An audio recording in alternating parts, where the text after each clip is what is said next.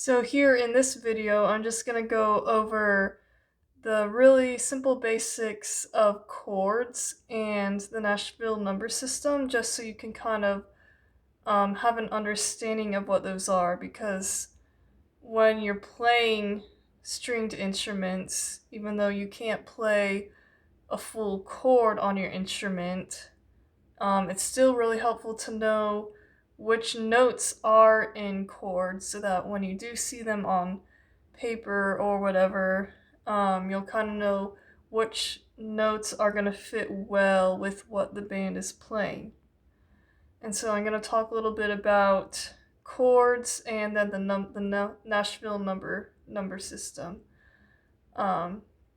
Because knowing the number system is also going to be really helpful for you.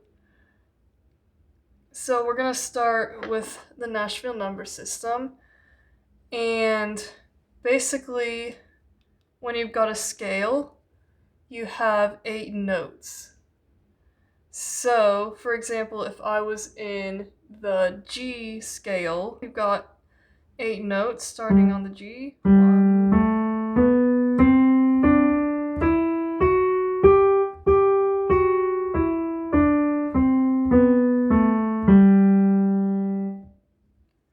so that's 1 octave. 1 octave is 8 notes. So the number system, really all it is you're calling the note by its number or by its scale degree. Scale degree is simply the number of the note in the scale. So for example, I've got 8 notes in a scale. So my lowest one, the scale degree is going to be a 1. We're going to call that in the Nashville number system a 1. The next note is going to be a 2, 3, and so on.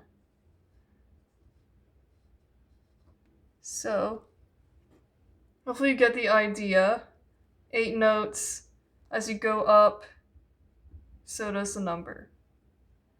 So if I were to play, for example, a 3, I know, okay, if I'm given the number 3, and I know what scale I'm in, if I'm in the scale of G, then I know that I'm going to be playing a B note.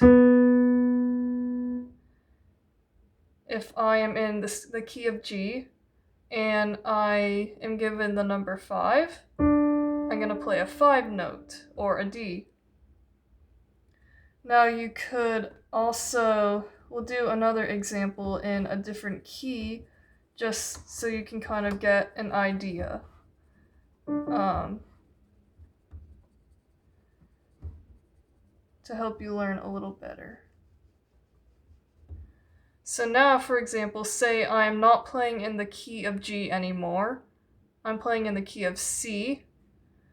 Well, now we're going to be starting on C. Our root note, our number 1 is C. So C is going to be our 1, D is our 2, E 3, etc.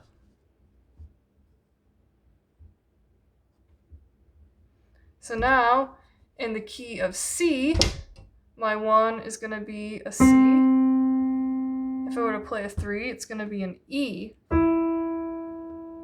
And 5 is G.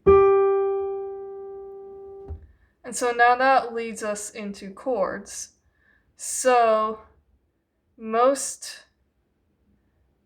in worship music, most of the time you're probably going to see major chords. You'll definitely come across others. But for the sake of this particular video, I'm just going to use the simplest chord, which is a major chord, a major triad chord. So most chords are going to have 3 notes played simultaneously, basically like an arpeggio. The same notes you'll find in an arpeggio, but they're played simultaneously. So, for example, if I do a C arpeggio that looks like this,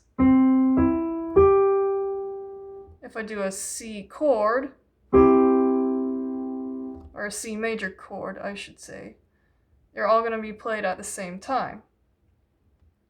So, when I'm looking at my chord chart and I see a C, I know if I see a C major, I know that, okay, these 3 notes are going to be played for that chord. And so when these notes are played, if I'm playing a stringed instrument, I then have the option to play the 1, the 3, or the 5. If I play any of these other numbers, it's probably not going to sound very good. So I want to try to stick with these. Most of the time I want to stick with the 1 because the 1 feels the most homey. It's really just gonna get you the most unison. It's gonna feel like it's more in unity with what the rest of the band is playing. So most of the time I'm gonna stick with just the 1 chord. Now you could also play the 3 or the 5, and that might get you a slightly different sound. So I can play a few with you, for example. So, for example, I have a chord here, and then I'm going to play on this side. I'm just going to play a few notes. So I'm going to play the chords here. This is, for example, if I was going to play either one of these notes on my stringed instrument, this is kind of what it'll sound like. So if I'm playing a 1, pretend this is a 1. For the sake of this exercise, if I'm playing a 1 with the chords, it'll sound like this. Now, if I decided to play a 3, or I could do a 5. So kind of notice that they have slightly different sounds. This one's the most comfortable, the most homey, but you could kind of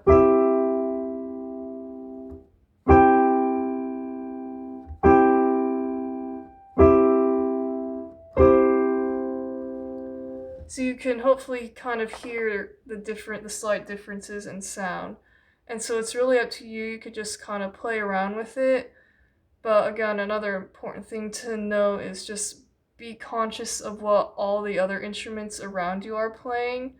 Try to stick with the note that's most common to whatever everyone else is playing. Most of the time that's going to be your root note, your 1. But sometimes it could be another note. So hopefully that was a helpful, very simple breakdown of the Nashville number system, and a very basic breakdown of chords. You will see different types of chords like minor chords, a sus chord where we're substituting a 2 or a 4 for the 3, or even a 7 chord, which is it's going to be 7, or it's going to be 4 notes together, just adding that 7. So there are a few more chord options that I might go over at a later time, but hopefully for now that was a very simple, helpful thing for you.